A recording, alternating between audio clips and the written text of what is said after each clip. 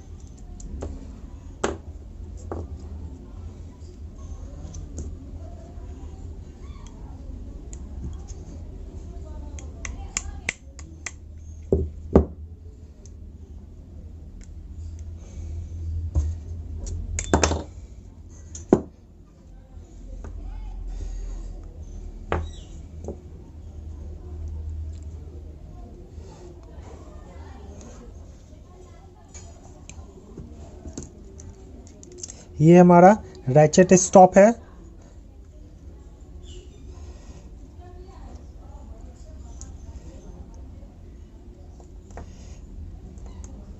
यहाँ पर मैंने माइक्रोमीटर के सभी पार्ट को खोल दिया।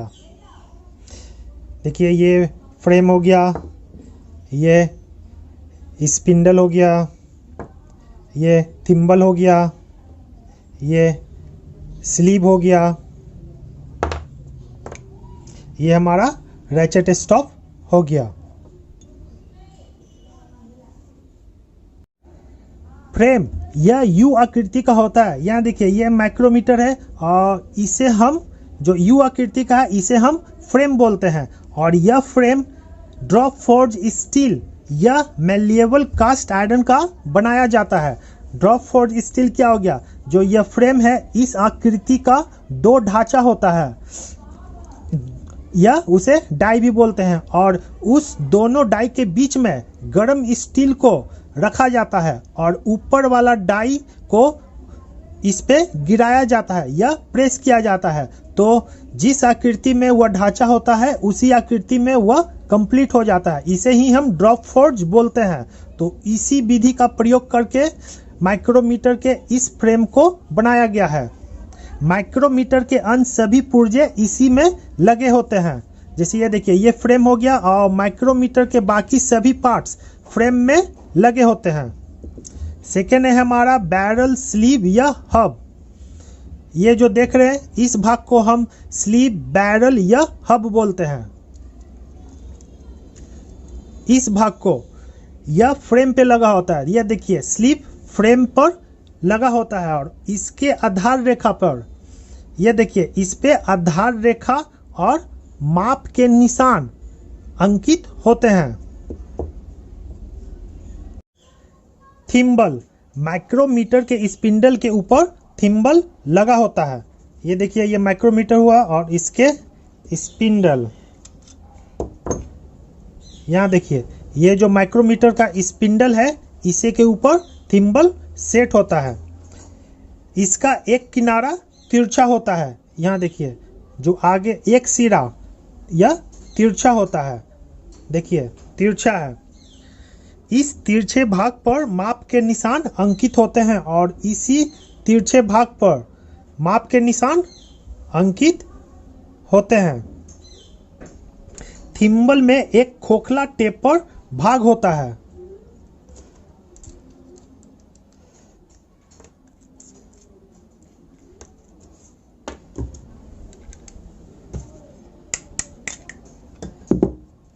यहाँ देखिए ये हमारा थिम्बल है और थिम्बल के अंदर इसके अंदर एक खोखला टेपर भाग होता है, मतलब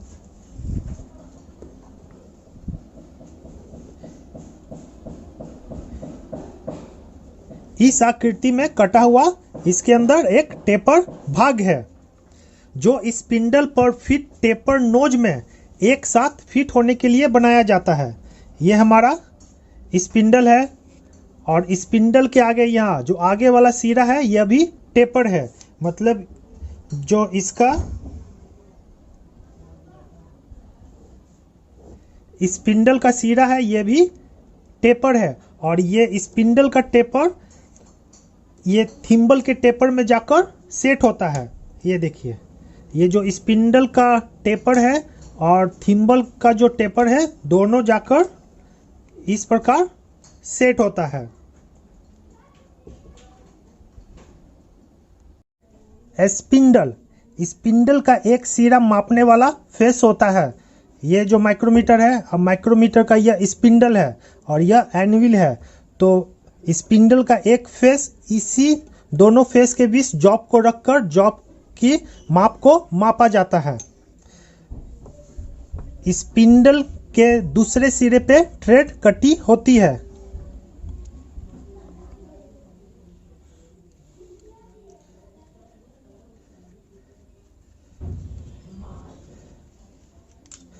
ये हमारा स्पिंडल हो गया और इसके दूसरे सिरे पे थ्रेड कटा हुआ रहता है।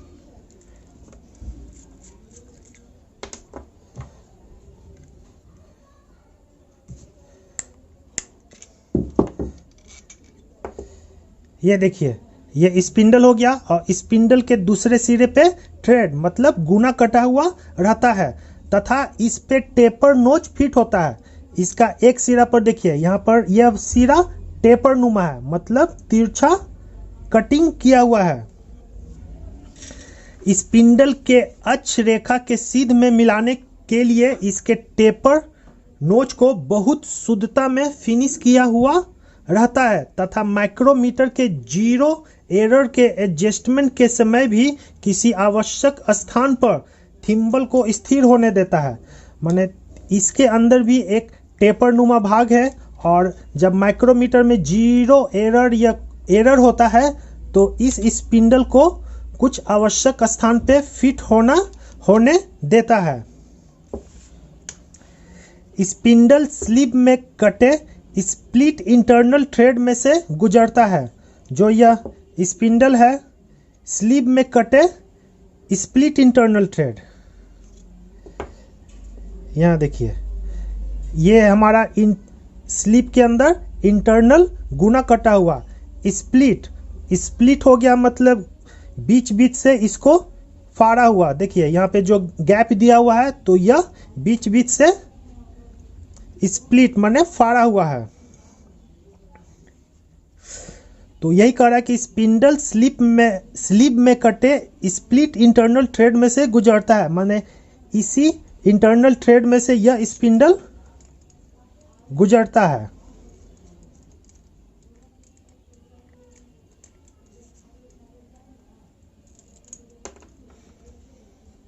देखिए, इसी इंटरनल थ्रेड में से यह गुजरता है।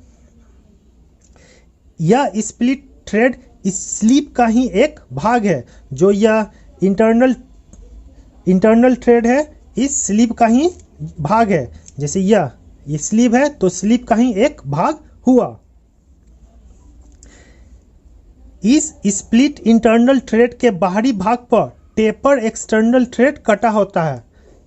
जैसे यहाँ देखिए, ये इसके आगे वाले भाग पर एक टेपर एक्सटर्नल थ्रेड कटा हुआ रहता है। इस पर एक टेपर थ्रेड का नट फिट होता है। यह एक टेपर नट है जो इसके ऊपर फिट होता है।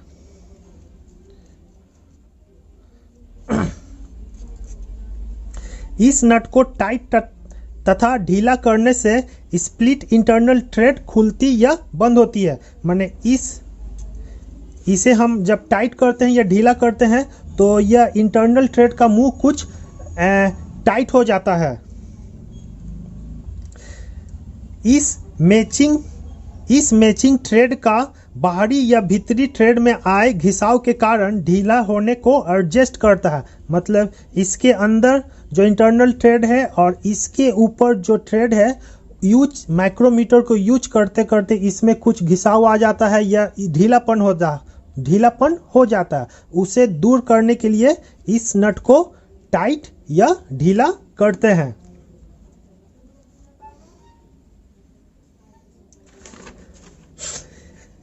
इस उद्देश्य के लिए एक स्पेशल स्पेनर की व्यवस्था होती है। ये देखिए, अगर इस नट को टाइट करने के लिए एक स्पेशल स्पेनर होता है, इसका यूज करके हम इस नट को टाइट या ढीला करते हैं। इस चूड़ीदार यंत्रावली से स्पिंडल को आगे पीछे चलाया जा सकता है। तो जो हम कह सकते हैं कि जो इंटरनल थ्रेड है और जो एक्सटर्नल थ्रेड है, इस यंत्रावली का प्रयोग करके ही हम स्पिंडल को आगे या पीछे चलाते हैं। एनविल, स्पिंडल के ठीक सामने दूसरे मापने वाले फलक, जिसे हम फेस बोलते हैं, को एनविल कहते हैं। ये देखिए, स्पिंडल के ठीक सामने जो यह मापने वाला फेस है, इसे हम एनविल कहते हैं, जो माइक्रोमीटर के फ्रेम में फिट रहता है। ये माइक्रोमीटर के फ्रेम में ही फिट है। एनविल माइक्रोमीटर के फ्रेम में ही फिट होता है और यह एलॉय स्टील का बना होता है।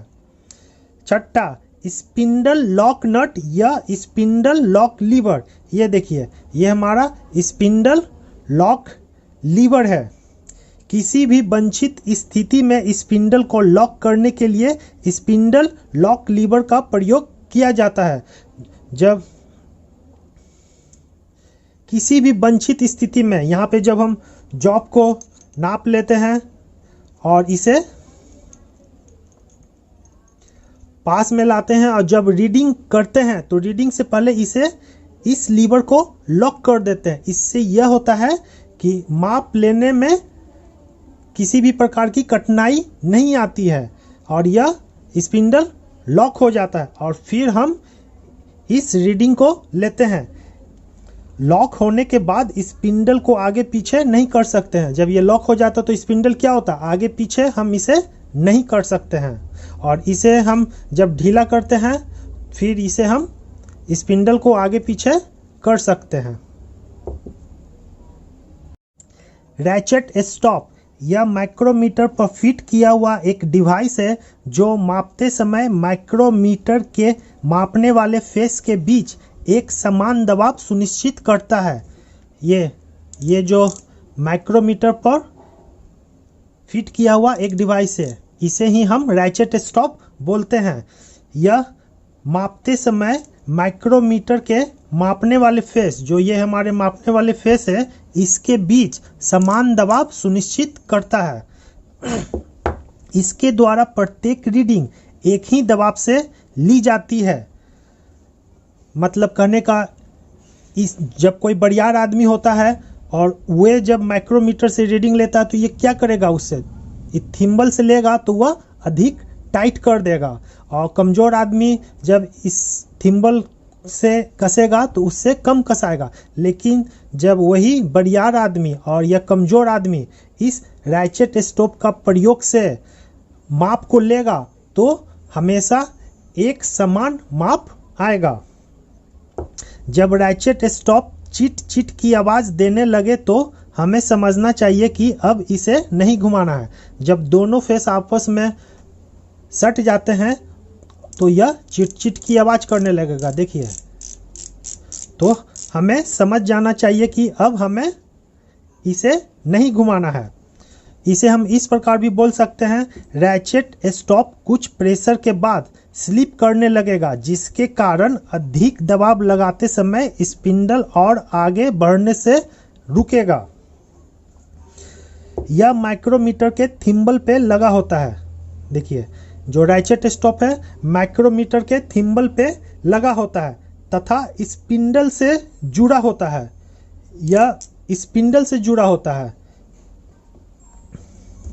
इसे ये देखिए,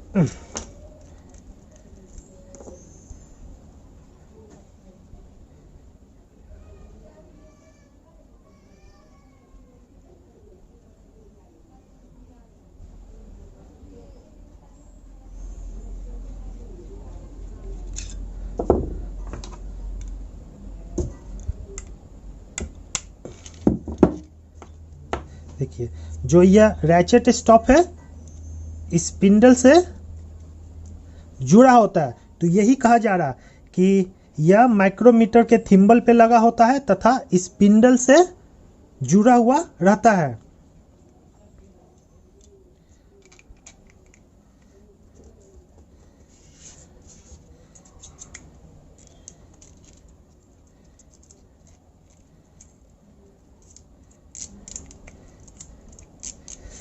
रैचेट स्टॉप को खोलने या कसने के लिए एक स्पेशल स्पेनर की व्यवस्था होती है। यह एक स्पेशल स्पेनर है और इसे कसने या खोलने के लिए इस स्पेशल स्पेनर का प्रयोग किया जाता है। माइक्रोमीटर के पार्ट्स को अलग अलग करते समय सावधानियां। मापने वाले फेस को नंगे हाथों से स्पर्श करने से बचें क्योंकि इसके कारण जंग लग सकता है। जो ये मापने वाला फेस है इसे नंगे हाथों से छूने से बचें, नहीं तो जंग लग सकता है। खोलते समय माइक्रोमीटर के पार्ट्स को धूल से मुक्त रखने के लिए बचाव करें। मतलब खोलते समय इसमें धूल का कण प्रवेश न करे या टच न करे, इसका बचाव का ख्याल रखा जाए। अलग अलग करने के बाद पार्ट्स को साफ करने के लिए कार्बन टेट्राक्लोराइड नहीं जलने वाला एक रंगहीन लिक्विड है, उसका उपयोग करें। सभी पार्ट्स को जोड़ते समय पतले तेल की कुछ बूंद लगाएं। अलग अलग करते समय पार्ट को रखने के लिए मेटल की सरफेस का उपयोग न करें। इनामेल ट्रे हो गया पेंट किया हुआ ट्रे जो वार्निश और पेंट की अपेक्षा अधिक तापमान पर टिक सकता है। माइक्रोमीटर को बार बार खोलने और कसने से बचना चाहिए। माइक्रोमीटर का कार्य सिद्धांत, वर्किंग प्रिंसिपल। माइक्रोमीटर किस सिद्धांत पे कार्य करता है इसके बारे में बताया जाएगा। सभी प्रकार के माइक्रोमीटर नट एंड बोल्ट, इसे हम नट एंड स्क्रू भी बोल सकते हैं, के सिद्धांत पे कार्य करता है जो उसके पिच और लीड पे आधारित होता है। ये हमारा नट है और ये हमारा बोल्ट है। इसी के सिद्धांत पे माइक्रोमीटर कार्य करता है। चित्र में भी देख रहे हैं, ये हमारा नट हो गया और यह बोल्ट हो गया। पिच किसे कहते हैं? एक चूड़ी की सेंटर से दूसरी चूड़ी की सेंटर की वह दूरी जो अक्ष रेखा के समानांतर मापी जाए उसे हम पिच कहते हैं। यहां हम देख रहे हैं यह बोल्ट है। बोल्ट में यह थ्रेड कटा हुआ है, गुना कटा हुआ। अगर इस कटे हुए गुनों को बड़ा रूप देंगे तो हमें इस प्रकार दिखाई देगा। और एक चूड़ी की सेंटर से, यह हमारा पहला चूड़ी का सेंटर है। एक चूड़ी की सेंटर से दूसरी चूड़ी की सेंटर, यह दूसरी चूड़ी की सेंटर की वह दूरी जो अक्ष रेखा के, यह हमारा डिस्टेंस हो गया और यह हमारा अक्ष रेखा हो गया। अक्ष रेखा के समानांतर मापी जाए तो उसे हम चूड़ी का पिच कहते हैं। यह हमारा पिच हो गया। अब लीड क्या हो गया? नट एंड बोल्ट द्वारा एक चक्कर में तय की गई दूरी को लीड कहते हैं। अगर हम इस बोल्ट को एक राउंड घुमाएंगे तो वह कुछ दूरी तय करेगी, इसे ही हम लीड कहते हैं। जैसे ये हमारा नट हो गया और ये हमारा बोल्ट हो गया। और इसे हम जब एक राउंड घुमाते हैं तो यह बोल्ट कुछ आगे बढ़ेगा या कुछ दूरी तय करेगा, इसे ही हम लीड कहते हैं। अब यहां पे हम जो ये नट है और बोल्ट है इसे हम एक माइक्रोमीटर का रूप देंगे।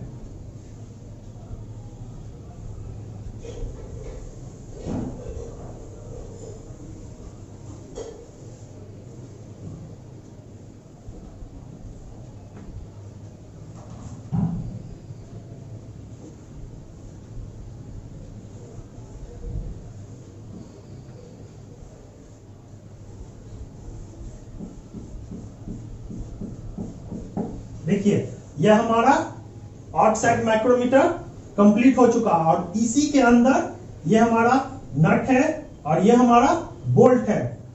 तो इसीलिए हम कह सकते हैं कि माइक्रोमीटर नट एंड बोल्ट के सिद्धांत पे कार्य करता है। एक चक्कर में माइक्रोमीटर के स्पिंडल के द्वारा चली रैखिक दूरी स्क्रू पिच के बराबर होती है। कहने का मतलब हुआ कि एक चक्कर में माइक्रोमीटर के स्पिंडल, ये हमारा माइक्रोमीटर का स्पिंडल हुआ और एक चक्कर में मतलब जब हम इसको एक राउंड घुमाएंगे तो वह दूरी स्क्रू के पिच के बराबर होगी। मतलब इसमें अगर 0.5 mm माइक्रोमीटर के स्पिंडल का पिच है तो जब हम इसे एक राउंड घुमाएंगे तो यह 0.5 mm आगे बढ़ेगा। फिर कह रहा है पिच के बराबर। यह पिच की दूरी में किसी भी दूरी के हिस्से में स्पिंडल की चाल को थिम्बल पर सही रूप में मापा जा सकता है। मतलब पिच के बराबर मतलब इस दूरी को 0.5 mm की दूरी या इसके बीच में कोई भी दूरी हो, इसके बीच में कोई भी दूरी हो, उसका सही माप हम थिम्बल पे माप सकते हैं। माइक्रोमीटर पे माप के निशान, ग्रेजुएशन ऑफ माइक्रोमीटर और लिस्ट काउंट। माइक्रोमीटर पर किस किस जगह पे माप के निशान होते हैं और माइक्रोमीटर के लिस्ट काउंट क्या है इसके बारे में बताया जाएगा। जैसे लिस्ट काउंट किसे कहते हैं? किसी यंत्र के द्वारा ली जा सकने वाली वह सूक्ष्म से सूक्ष्म माप जिसे मापा जा सकता है वह उसका लिस्ट काउंट कहलाता है। मतलब किसी भी मापने वाले औजार के द्वारा उससे जो कम से कम माप हम माप सकते हैं वह उसका लिस्ट काउंट कहलाता है। जैसे ये हमारा स्टील रूल है और इसका लिस्ट काउंट 0.5 mm है। तो हम कह सकते हैं कि इस स्टील रूल के सहायता से हम किसी जॉब की शुद्धता को 0.5 mm तक ही नाप सकते हैं, इससे अधिक नहीं। लेकिन माइक्रोमीटर का लिस्ट काउंट 0.01 mm है और यह 0.01 mm किस प्रकार आया उसे हम आगे बताएंगे। अब हम जान लेते हैं माइक्रोमीटर पे माप के निशान। माइक्रोमीटर पे दो स्थानों पे माप के निशान अंकित होते हैं। पहला स्लीव या बैरल पे, दूसरा थिम्बल पे। ये हम देख रहे हैं माइक्रोमीटर और ये माइक्रोमीटर का स्लीव है। तो माप के निशान पहला स्लीव पे अंकित होता है और दूसरा थिम्बल पे। ये हमारा माइक्रोमीटर का थिम्बल है और ये हमारा माप का निशान थिम्बल पर भी अंकित है। इस तरह हम कह सकते हैं कि माइक्रोमीटर पे माप के निशान दो जगह पे अंकित होते हैं। पहला स्लीव या बैरल पे और दूसरा थिम्बल पे। मीट्रिक आउटसाइड माइक्रोमीटर के स्लीव पर आधार रेखा के ऊपर 25 mm लंबाई को 25 बराबर भागों में बटा रहता है। यह स्लीव पर 1-1 mm के 25 निशान होते हैं। कहने का मतलब हुआ जो ये स्लीव है ये हमारा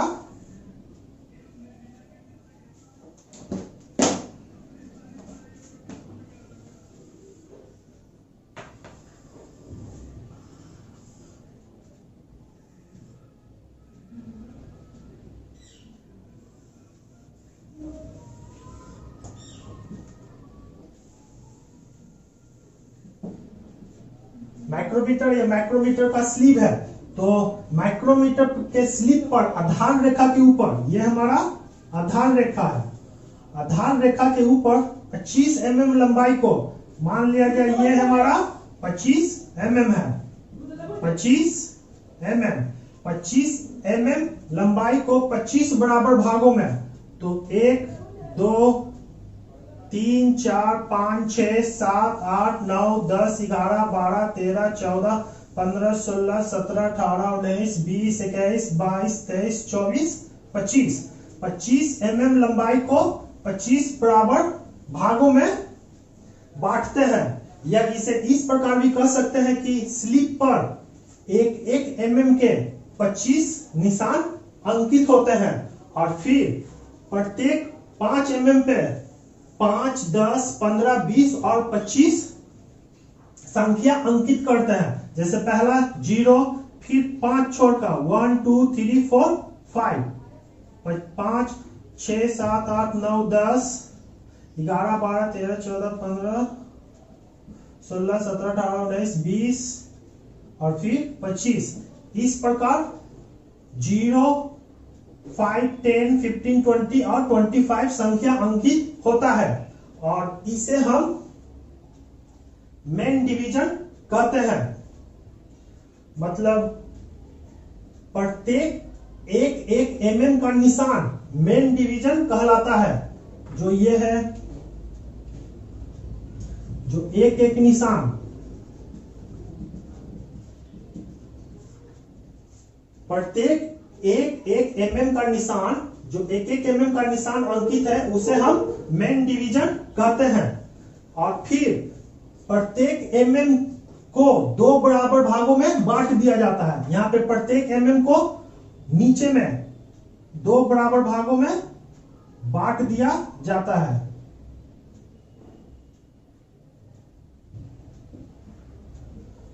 इस प्रकार जिसे हम सब डिवीजन कहते हैं। तो एक मेन डिवीजन का मान हो गया 1 mm और एक सब डिवीजन का मान हो गया 0.5 mm। माइक्रोमीटर पे थिम्बल के माप के निशान, जो ये माइक्रोमीटर है और माइक्रोमीटर का यह भाग थिम्बल है, इस पर किस प्रकार मार्किंग के निशान अंकित होते हैं इसके बारे में बताया जाएगा। थिम्बल के बेवल एज मतलब तिरछा किनारा पे 50 बराबर भागों में बांटकर निशान बना दिया जाता है।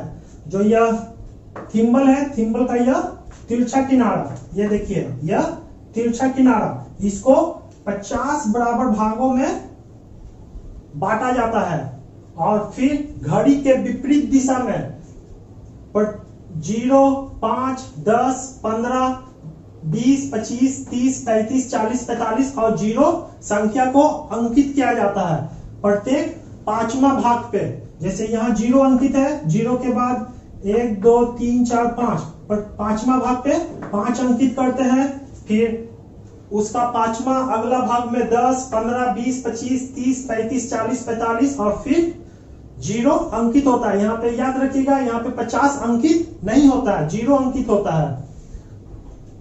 फिर देखिए माइक्रोमीटर के स्पिंडल के ऊपर और स्लिप के अंदर 0.5 mm मतलब ½ mm पिच की चूड़ियां कटी होती है। यह हमारा स्पिंडल है और यह स्लिप।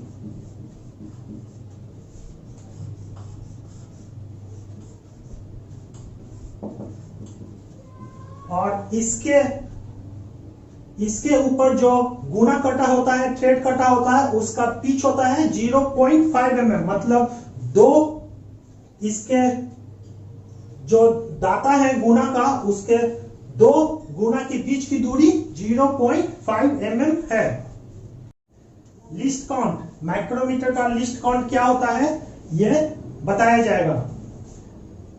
थिम्बल का एक चक्कर अर्थात 50 निशान घूमने पे वह ½ mm आगे बढ़ता है। जो ये माइक्रोमीटर है और माइक्रोमीटर का जो ये थिम्बल है, तो इस थिम्बल पे कितना निशान है? 50 निशान। और जब इसे हम घुमाते हैं तो वह ½ mm आगे बढ़ता है। ½ mm इसलिए आगे बढ़ता है क्योंकि इसके स्पिंडल पर ½ mm पिच का गुना कटा हुआ है। अगर वहां पे ½ mm पिच के जगह अगर 5 mm का गुना कटा होता तो वह एक राउंड घुमाने पे 5 mm आगे बढ़ता, लेकिन यहाँ पे 0.5 mm मतलब ½ mm पिच का गुना कटा हुआ, इसलिए थिम्बल को एक राउंड घुमाने पे वह ½ mm आगे बढ़ता है। वह ½ mm आगे बढ़ेगा, इसलिए थिम्बल का एक निशान, तो थिम्बल का एक निशान ½ mm बटा 50, तो ½ इंटू 1/50 तो बराबर 1/100 बराबर 0.01 mm। यही माइक्रोमीटर का लिस्ट काउंट हुआ और थिम्बल के एक भाग का मान भी 0.01 mm हुआ। इसे अगर हम तो इस प्रकार मीट्रिक माइक्रोमीटर का लिस्ट काउंट 0.01 mm हुआ। फार्मूला के अनुसार देखेंगे तो फार्मूला लिस्ट काउंट का स्पिंडल की पिच बटा थिम्बल की भागों की संख्या। तो स्पिंडल का पिच कितना है? 1/2 mm। अब थिम्बल की भागों की संख्या 50, तो 1/2 इंटू 1/50 बराबर 1/100 बराबर 0.01 mm। यह हमारा मीट्रिक माइक्रोमीटर का लिस्ट काउंट हुआ। माइक्रोमीटर की माप सीमा मतलब रेंज ऑफ माइक्रोमीटर। माइक्रोमीटर के द्वारा मापने की सीमा को माइक्रोमीटर का रेंज कहते हैं। मतलब हम उस माइक्रोमीटर से हम किसी जॉब को कितना माप सकते हैं यह बताया जाएगा। आउटसाइड माइक्रोमीटर विभिन्न रेंज में मिलते हैं, जैसे 0 से 25, 25 से 50, 50 से 75, 75 से 100, 100 से 125, 125 से 150 mm इत्यादि में माइक्रोमीटर मिलते हैं। यहाँ हम देख रहे हैं ये जो माइक्रोमीटर है यह 0 से 25 mm के जॉब को ही नाप सकता है और यह माइक्रोमीटर के फ्रेम पे अंकित होता है और इसके फ्रेम पे अंकित है 25 से 50। मतलब इस माइक्रोमीटर के द्वारा हम किसी जॉब 25 mm से लेकर 50 mm तक के जॉब को माप सकते हैं। एक चीज 0 से 25 माइक्रोमीटर के थिम्बल को अगर हम कसेंगे तो यह स्पिंडल दोनों आपस में सट जाएंगे। मतलब 0 से 25 रेंज वाले माइक्रोमीटर के थिम्बल को अगर हम कसेंगे तो थिम्बल और एनविल आपस में सट जाएंगे। लेकिन 25 से 50 mm वाले माइक्रोमीटर के थिम्बल को कसेंगे तो यह आपस में नहीं सटेंगे, क्योंकि ये 25 mm पहले से ही ओपन रहता है, मतलब खुला हुआ रहता है, और उसके बाद यह 25 से 50 इसका स्पिंडल आगे यह पीछे होता है। तो इस माइक्रोमीटर के द्वारा हम 25 mm से लेकर 50 mm तक वाले जॉब को ही नाप सकते हैं। एक चीज और, 0 से 25 mm का माइक्रोमीटर साइज में छोटा होता है, लेकिन जैसे जैसे इसका रेंज बढ़ेगा उसी प्रकार इसका साइज बड़ा होते जाएगा। जैसे 25 से 50 mm रेंज का माइक्रोमीटर का साइज 0 से 25 mm माइक्रोमीटर के तुलना में अधिक बड़ा होगा, और इसके तुलना में 75 से 100 mm वाला माइक्रोमीटर का साइज भी बड़ा होगा। ये इसलिए होता है कि 75 mm है तो 75 mm यह पहले से ही खुला हुआ रहता है। फिर यहां देखिए, सभी रेंज के माइक्रोमीटर के स्लिप पर केवल 0 से 25 mm अंकित होता है। कहने को मतलब जिस रेंज का माइक्रोमीटर लें उसके स्लिप पे, इस स्लिप पे 0 से 25 mm अंकित होता है। रीडिंग, आउटसाइड माइक्रोमीटर द्वारा मीट्रिक पद्धति से हम रीडिंग कैसे लेते हैं इसके बारे में बताया जाएगा। मतलब आउटसाइड माइक्रोमीटर के द्वारा मीट्रिक पद्धति में हम रीडिंग कैसे लेंगे वह बताया जा रहा है। यह हमारा आउटसाइड माइक्रोमीटर है और इसमें एक जॉब है। इस जॉब का माप कितना है यह हम बताएंगे। सबसे पहले माइक्रोमीटर में जॉब को सेट करते हैं और इस जॉब के फेस पे माइक्रोमीटर के स्पिंडल को टच करते हैं और माइक्रोमीटर के रैचेट स्टॉप के द्वारा उचित दबाव देकर यहां टच जब हो जाए तो इसे लॉक नट या लॉक लीवर के द्वारा स्पिंडल को लॉक कर देते हैं, और इस जगह पे जो मार्किंग है किया हुआ है उसे हम रीडिंग लेते हैं। तो यहाँ पे जो मार्किंग है इसका बड़ा रूप यहाँ पे हम दिखाए हैं कि इस जॉब का माप क्या है और इसका रीडिंग हम कैसे लेते हैं। सबसे पहले माइक्रोमीटर के मिनिमम रेंज को गिनना चाहिए। यहाँ पे हम देख रहे हैं इस माइक्रोमीटर का जो रेंज है 0 से 25 है, तो इसका मिनिमम रेंज कितना हो गया 0 mm। अगर यहाँ पे 25 से 50 mm रेंज का माइक्रोमीटर होगा तो उस जगह पे यहाँ पे 25 mm लिखाएगा, लेकिन हमारा माइक्रोमीटर 0 से 25 mm रेंज का है, इसलिए इसका मिनिमम रेंज 0 mm यहाँ लिखाएगा 0.0 mm सबसे पहले इसका जो रेंज है।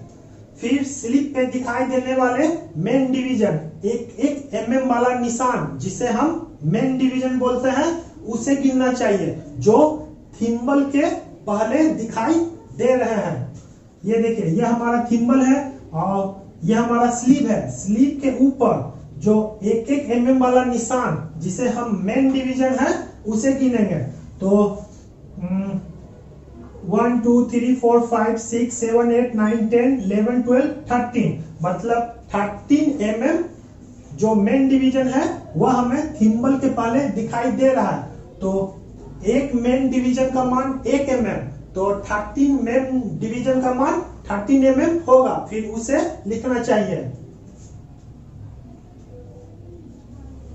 13 mm।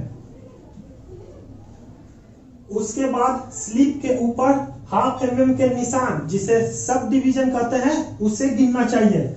एक चीज यहाँ देखिएगा बहुत जरूरी है, जो मेन डिवीजन के नीचे जो सब डिवीजन है यह पूरा नहीं गिनाएगा। हम 13 mm यहां तक 13 mm तक माप को लिख चुके हैं, और 13 mm के बाद जो सब डिवीजन दिखाई दे रहा है उसे ही गिनना है। तो या तो सब डिवीजन एक ही दिखाई देगा या नहीं दिखाई देगा। याद रखिएगा, सब डिवीजन एक ही दिखाई देगा या फिर वह एक नहीं दिखाई देगा।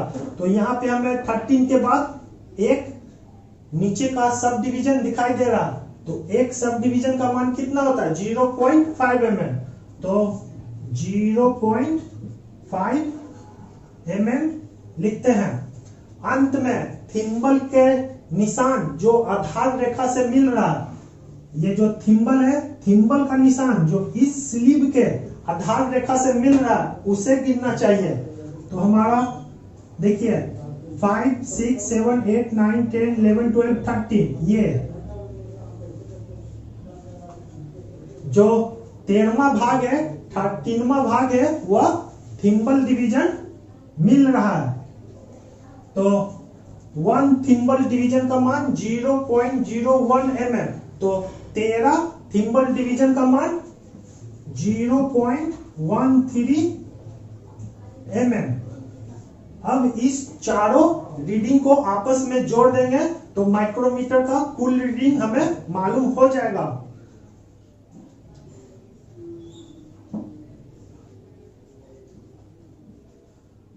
इस तरह चारों रीडिंग को जोड़ने पे 13.63 mm यह हमारा माइक्रोमीटर का कुल रीडिंग हुआ, जिसे हम कह सकते हैं कि इस प्रकार इस जॉब का माप 13.63 mm हुआ। इस तरह हम किसी भी माइक्रोमीटर का रीडिंग ले सकते हैं। माइक्रोमीटर से रीडिंग हम किस प्रकार लेंगे इसके बारे में बताया जाएगा। इस जॉब को हमें आउटसाइड माइक्रोमीटर से नापना है। तो सबसे पहले इस जॉब को माइक्रोमीटर के मेजरिंग फेस माने एनविल और स्पिंडल के बीच में रखते हैं, और फिर थिम्बल को घुमाकर इसके पास लाते हैं। स्पिंडल इसके फेस पे टच नहीं होना चाहिए। देखिए ये अभी ढीला है, माने स्पिंडल को हम पास में लिया है, और फिर उसके बाद रैचेट स्टॉप के द्वारा स्पिंडल को जॉब पे टच करते हैं।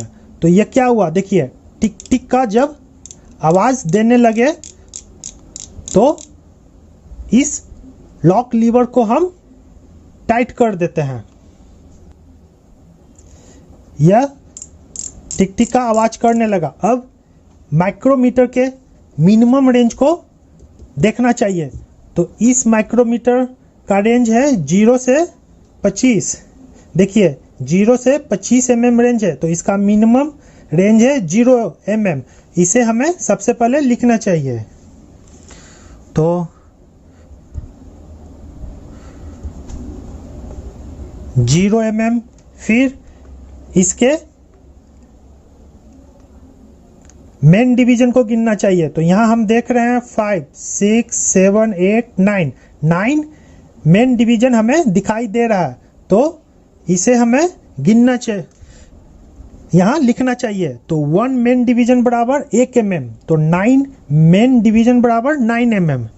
तो यहाँ पे हमें 9 mm लिखते हैं। फिर हमें सब डिवीजन को गिनना चाहिए। याद रखिएगा, यह नीचे वाला पूरा सब डिवीजन नहीं गिनना आएगा, क्योंकि हम 9 mm पहले ही लिख चुके हैं। तो 9 mm के बाद हमें सिर्फ एक ही सब डिवीजन दिखाई दे रहा, या तो दिखाई देगा या नहीं दिखाई देगा। तो यहाँ हमें एक सब डिवीजन दिखाई दे रहा है, तो 1 सब डिवीजन बराबर 0.5 mm, तो 0.5 mm लिखते हैं।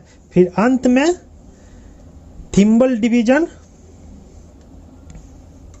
अंत में थिम्बल का कौन सा भाग स्लिप के आधार रेखा से मिल रहा। तो यहाँ हम देख रहे हैं कि 30, 31, 32, 33, माने 33वां भाग स्लिप के आधार रेखा से मिल रहा है। तो 1 थिम्बल डिवीजन बराबर 0.01 mm, तो 33